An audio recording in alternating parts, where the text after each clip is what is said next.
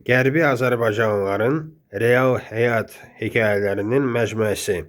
Son tarixi mənbələr təbliğata qarşı. Azərbaycan Respublikası Gənclər Fondu.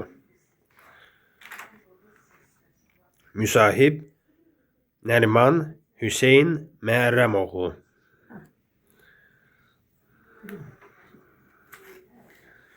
Salam, xoş gördük. Necəsiz Nərman? Çox sağ olun, təşəkkür Nərman, edirəm. istəyərik ki, mən sizi yaxşı tanıyıram. İstəyirəm ki, siz də özünüz barədə bir qısa məlumat verəsiniz. Kimsiniz, nə işlə məşğulsunuz, harda doğulmusunuz? Bu barədə istəyirəm məlumat verəsiniz. Adım Nəriman, soyadım Hüseyn, ata adı Məhərrəm. Ata-babam Ənzəli, ana-babam Qasım Əhmədov. Doğulmuşam Qərbi Azərbaycanda, Basarkeçər rayonu Dərə kəndində. 1974-cü ildir. 10 iyulda. 10 iyulda, bəli. Nə işlə məşğulsunuz? Deməli, 91-ci ildə məktəbi bitirdim. Aziya o vaxt Neft Kimya İnstitutu idi. Neft Kimya İnstitutuna qəbul oldum. Neft Mexanik fakültəsinə. Birinci kursu bitirdim. 92-ci ildə bu ölkədə erməni işğalı rayonlarımızda başlamışdı artıq bu döyüşlər. Çox gənclərimiz kimi mən də vətənpərvərlik hissi ilə təhsilimi yarımçıq qoydum. 92-ci ildə yollandım Qarabağa. Füzulidə başladı döyüş yolum ta 94-cü ilə qədər. 94-cü ildə bugün yanvar ayının 5-i, 94-ün 5-də o vaxtki o iri miqyaslı hücumların bir çox kənd, qəsəbə, rayon deməyim, Horadiz əsasında o məşhur idi. Horadiz qəsəbəsinin alınmağıyla nəticələndi o hücum. Bugün onun anım günü idi. 702 briqadasının xüsusi təyinatlı kəşfiyyat bölüyündə idik. Prezident Ümummilli liderimiz Heydər Əliyevin sərəncamı ilə o bölük xüsusi yaradıldı və briqada komandiri birbaşa şair Ramaldanova tabi idi. 94-ün fevral ayının 9-da Qorqan kəndi uğrunda gedən döyüşlərdə ağır yaralandım. O yaralanma səhnəmdə elə özü bir şeydi. Onu bir bəlkə də senariyə çəkib düşünürsən belə ki, bir kino idi. Qorqanın girəcəyində erməni səngərini almaq üzrə idik. Burada üzümlüyün arası idi, hər tərəf qar idi, hər yer qarlıq idi, adam sürüşməz, belə. Deməli, məndə qrantomet idi.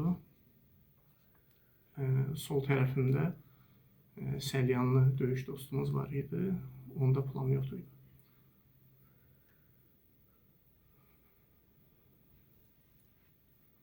Bilirəm ki, ağırdır, çətindir.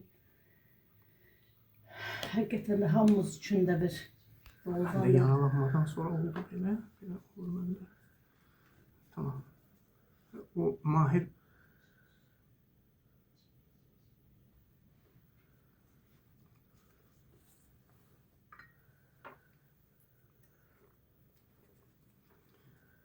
minaya düşdü. Səngərdən də bizə atırdılar. Çox belə imkan olmurdu şey deməyə. Məhdillərin də arası qarda yağır, çox qar idi, sürüşürdük. Və onunla da uzun, 92-dən ondan bir uzun yolumuz var idi. Onun tərəfə qaçdım, getdim köməyə, getmək istədim ona köməyə. Gedən vaxtı hiss elədim, bu sol tərəfdə düz ürək üstündə belə gizilti hiss elədim. Ağrı zaten heç bir şey yoxdur. Elə bir adam, elə yüngül bir tok vurur. Saniyələr ayaq üstə qaldım, sonra huşumu itirdim. Yəni Allahdan qar idi, qan axmasa da olmuyordu. Gecənin bir aralığı oyandım, özümə gəldim. Və gördüm, uşaqlar səngər götürə bilməmişdilər. Güllə zad səsi gördüm, uzaqdan gəlir belə. Düz erməni səngərinə çox yaxın idik. Ağrı soyuq düşürdü, ağrı şiddət verirdi. Yəni zarıyırdım, səs çıxarırdım. Ermənilər istədi bir iki dəfə əsir götürmək üçün. Bizim də postlar yaxın idi, atdılar, qoymadılar gəlsinlər. Başladılar oradan əl qumara satmağa ön tərəfə. Ki, ən azından yəni götürə bilmədilər, heç olmasa öldürək. O qumbaralardan da biri sol sinəmə dəydi, boynuma, arxa kürək boynuna dəydi. Sonra gecə vaxtı bizim uşaqlar gəldilər, 3-4 nəfər. Sağ olsunlar. O vaxt belə tam özümdə deyildi, mən fikirləşdim, pıçıltı ilə danışa-danışa gəlirdilər. Elə bildim, yəqin ermənilərdir. Gördülər ki, ölməyib, yəqin əsir götürməyə gəldilər. Ayağıma belə ip bağladılar. Adətən ermənilər eləyirlər, ölülərin altına belə qranat qoyurdular. Gəlirlər, özünü götürməyə gələndə şey deyirlər. Ayağıma uşaqlar ip bağladılar, dartdılar ki, görüm var elə bir şey. Mən deyim, hələ özümdə tam deyildi. Elə bilirlər ki, ermənlərdir, özlərinə əziyyət vermirlər də iplə dartdılar. Biraz dartdılar, sonra götürdülər. Var hamısı özünüzdəydi, siz seyirirdiniz. Biraz dumanlı yadıma gəlir. Biraz da sonra uşaqlar belə danışırdılar. Komandirimiz İlham Ağalarov. Maşallah. Allah can sağlığı versin, sağ olun. Yəni, mükəmməl bir komandir idi. Özü Sovet vaxtı sambo üzrə master sportu idi, özü Füzulidən idi. O silsilə kitablar yazdı, o 525-də çıxdı. İndi kitab evdə məndə var idi, unutdum gətirəm sizə verim. Horadizə gedən yol. Elə internetdə yazsaz o kitablar çıxar. Amma bir gün görüşü verirəm o kitablar sizə. Bütün o, həmən o Horadiz əməliyyatı, bütün bizim hamımız haqqında da. Oradan uşaqlar çıxartdılar. Bir gün Beyləqanın hospitalında qaldım. Sonra vertolyotla gətirdilər Zabrat aeroportuna, oradan Topçubaşova. Və sizin həyat hekayəniz demək olar ki, Qərbi Azərbaycanda doğulan, Göyçə mahalından Basarkeçər rayonunda doğulmuş bir gəncin həyat hekayəsi 1-ci Qarabağ müharibəsində davam etdi. Sonuçta siz bugün hal-hazırda 1-ci Qarabağ müharibəsinin veteranısınız, qazisiniz də. Sol tərəfimə dəyən güllə sol ağciyərimi deşib keçir. Sağ tərəfimə dəyən qəlpə də sağ ağciyərimi deşib keçir. Yəni nəticədə 2-ci qrup Qarabağ əldə oldu. Bu onu göstərir. Yaxşı, bir şey sizə deyim. Sizin əcdadlarınız, atalarınız, babalarınız Qərbi Azərbaycanda doğulmuş bir kökənli bir gənc. Mən bilən sizin əcdadlarınız 2 dəfə 1905-ci ildə deportasiyaya məruz qalıb. O haqda sizin böyüklərinizdən, ağsaqqallardan, demək, ulularınızdan sizə nəsə danışıblarmı? Bu haqda bir məlumatınız varmı? Nəsə danışıblarmı? Təbii ki, məlumat var. Anamgil, atamgil, nənələr danışırdılar. Ki, Göyçə gölünün o üzündə idilər. Ata tərəfim Hacımuxan kəndində idi. Ana tərəfim də kəndin adı. Onlar da Bayazid, yəni o tərəfdə. Bayazidlər. O birinci Erməni Azərbaycan, 1905-ci ildəki Erməni Azərbaycan savaşı vaxtı onlar da qaçqınlıq dövrü keçirdi. Məskunlaşdılar Göyçə gölünün bu üzündəki kəndlərə. Yəni Basarkeçər rayonunun Dərə kəndində gəlib məskunlaşdılar. Demək, Nəriman bəy, sizin qohumlar, qonşuluqda, ümumiyyətlə sizlə qonşuluq əlaqəsi olub, ermənilərlə qonşu münasibətləriniz, qonşuluq əlaqələri olubdur? Mən özüm Bakıda böyümüşəm, yəni olurdu. Məhəllədə az da olsa var idi, şəhərin bəzi yerlərində var idi. Onların münasibəti necə idi? Danışıqlar, davranışlar sizə necə idi? Cavan həmyaşıdlarımızda o hiss olunmurdu. Bəlkə də Sovet dövründə hələ bizdə o patriotizm bəlkə də zəif deyilini biz hiss eləyə bilmirdik. Amma yaşlı nəsillərində hiss olunurdu. Nə cür hiss olunurdu? Baxın, nə cür deyə bilərsiniz sözlə? Özləri hətta etiraf edirdilər. Var idi bir həkim xanım var idi bizdə Yasamalda. O özü etiraf edirdi ki, biz Qarabağa yardım... Adını yadında saxlamırsınız. Adı nə olardı? Familiyası adı? Adlarını dəyişmişdilər çoxu. O qaçqınlıq vaxtından sonra onlar qorxularından adlarını, soyadını da ki, ərinin adına keçirdi, öz adlarını, yaxın olan adları dəyişirdilər. Özləri etiraf edirdilər ki, biz Qarabağa yardım fonduna pul keçirdik filan. Nə o fondun adı yadınızda deyil? Elə onlar da elə idi deyəsən Qarabağ yardım fondu. Neçənci ildə? Arsaxa yardım fondu da belə. Artaxa yardım fondu. Neçənci ildə? 90-cı il, 89 belə. Bir şey dediyim siz, mən bilirəm ki, siz Basarkeçər rayonunun Dərə kəndinə, Göyçə mahalına tez-tez gəlirdiniz yay aylarında. Orada uşaqlıq illərində, orada nə xatırınıza qalıb? Basarkeçər rayonunun Dərə kəndində sizin xatırınızda nə qalıb, nələr yadınızdadır? Belə bir şeylər. Biz məktəb bağlanan kimi də gedirdik, tam bağlanan kimi. Kənd demək olar ki, hamı kənd, balaca kənd idi. Yəni hamı bizlə qohum idi. Ona görə kəndə girəndə elə bilirdim ki, elə öz ailəmin içindəyim. Hansı qapını açırdım, hamısı çox belə istiqanlı, çox mehriban, hamı bizlə qohum idi. Yəni elə bilirdim ki, elə öz evimin içindəyim də. Bu otaqdan o bir otağa keçirəm, o bir otaqdan uşaqlarla çox belə gözəl xatirələr. Elə sizinlə eyni, yəni hamı belə aşağı-yuxarı hamısı eyni yaşıdlarımızdıq. Çox, yəni həmişə xatırlayıram o günləri. Bir dənə bu şücaətli bir həyat hekayəniz olub. 2-ci Qarabağ müharibəsində şücaət göstərmisiniz və yaralanmısınız. Bir gənc olaraq bu artıq bu gün sabah demək olar 52 yaşınız var.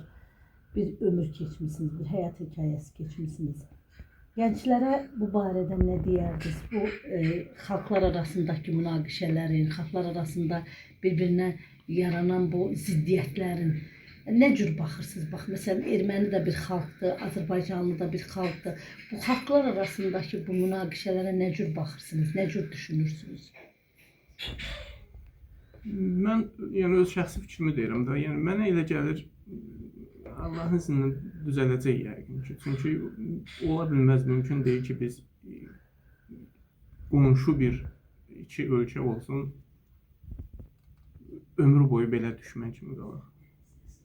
Düzdür, tarixə baxırıq, görürük həmən o qonşunun neçə əsrdən bir deyək, neçə 10 illiklərdən bir deyək, bunların belə şeyləri. Amma hər bir halda yenə, təbii ki, adam istəyər ki, yenə aralar düzəlsin, adam öz köhnə yurdumuza gedək. Yəni, heç tutaq ki, dost olmaq istəmirəm. Ən azından amma ora getmək üçün dövlətlər arasında münasibət düzəlmir. Biz ha deyək ki, yox, düşmən qalaq filan. Düşmən qalsaq, mən öz gedib yurdumu görənmərəm. Ən azından heç olmasa o diplomatik münasibətlərdə, siyasi arenada heç olmasa indi öz aramızda danışırıq. Yalandan da olsa heç olmasa dost olaq ki, biz gedə bilək də. Ora getsəz, kəndinizə getsəz, Göyçədə, Dərəkəndə, birinci hara gedərsiniz abi? Birinci Kazım dayının evinin altındakı bulağa. Oy, çok güzel bulaq idi, suyu sərin idi. Hamımız oradan su içmişik. Bulaq həqiqətən də çox qəribə bir təzad var idi. Bu bulaq gördüyünüz zaman həmişə suyu olurdu. Parmağı saxlayıb saniyə saxlamaq olmurdu. Amma içirin adam boğazda olmurdu. Qətiyyən. Bəs artizan var idi. Artizanın suyu da görürdün necə isti olurdu. Qış ayında təsəvvürün çox isti idi. Xalit bəy, sizin əlavə sualınız varmı? Mən istəyərəm siz də suallar verəsiniz. Sizin qohumlarınız Basarkeçər rayonunun Dərə kəndindən neçənci ildə Dərə kəndinə neçənci ildə deportasiya olunublar? Dərə kəndinə, yoxsa Dərə kəndinə gəliblər, köçmüş. Yox, Dərə kəndindən neçənci ildə Ermənistan, Azərbaycana? Bəli, Sovet Ermənistandan, Sovet Azərbaycandan. Yəqin ki, 1988-ci ildəki deportasiyanı deyirsiniz də. 1988-ci ildə ata tərəfim əsasən Gəncəyə gəldi çoxu. Nənəm, ana nənəmgil Goranboyun Azad kəndinə gəldilər. Qağamla Qasım müəllimlə. Dayımgil getdilər Çay kəndə düşdülər. Onlar da Malakanda qaldılar. Əmim, bibilərim, onlar Gəncədə qaldılar. Biz ata tərəfdən tək də biz idik, papa idi təkcə Bakıda. Yəni bütün qohum əqrabanız 88-ci ildə, təqribi yadında deyil, 88-ci ilin hansı ayında deportasiya olublar? Noyabr ayı, papa öz maşınına getdi. Siz o vaxtlar məktəbli olmuşsunuz Bakıda. Bəli. Sizin reaksiyanız necə idi? Hansı reaksiya verdiniz o hadisəyə? Mən deməli o vaxt heç yadımdan çıxmaz. 88-ci ildə indiki Azadlıq meydanında onda nümayiş idi. Mən orta məktəbdə oxuyurdum. 3 gecə o meydanda qaldım. 3 gecə meydanda qaldım. Məktəbdə problemlər oldu. Sonra həmən 3 günün sonunda SSR ordusu girdi 88-ci ildə. Onda düzdür, bu odlu silah zad yox idi. Amma Dubinka zad belə. Mən də məktəb uşağı. Yəni o vaxtdan biz də bilmirəm indi yəqin ki, indi o atam da məndən birlikdə oradaydı. Bəlkə o da mənə təsir eləyirdi. Nümunə olaraq baxırdım, o oradadır. Mən də biraz ona eləyirdim. Orada bizim Azərbaycan ziyalıları, o vaxtki ziyalıları Bəxtiyar Vahabzadə, Allah rəhmət eləsin, Həsən Həsənov idi, çox bizim şairlər, yazıçılar hamısı biraz daha geniş orada məlumat verdilər də bizə. Bir dənə bir şey deyim. O deportasiyada sizin deyirsən babanız, əmiləriniz, bibiləriniz gəldi. Siz onların gələndə onların vəziyyəti sizə nə cür təsir edirdi ki? Onlar necə o cür, axı siz həm onların yaşadığı yerləri görmüşdünüz, həyat hekayələrini bilirdiniz.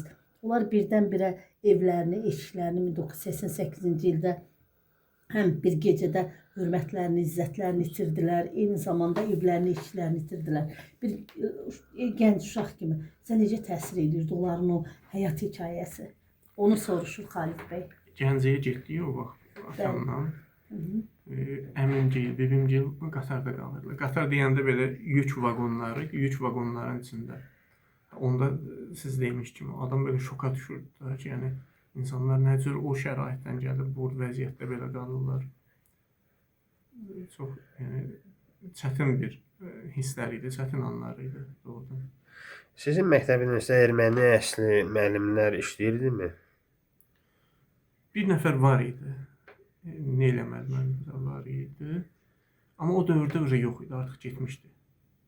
O İngilis müəlliməsi. O müəllimə o hadisələr barədə nə düşünürdü? Hansı fikirlər söylənirdi? Yadınızdadırmı? O hadisələr vaxtı artıq yox idi. O getmişdi. Amma ona qədər sizə münasibətdə, danışıqda nəsə hiss olunurdu? Yəni heç bir şey, çox mədəni, çox. Adı nə idi müəllimənin? Neyliya müəllimə idi. Soyadı yadımda deyil.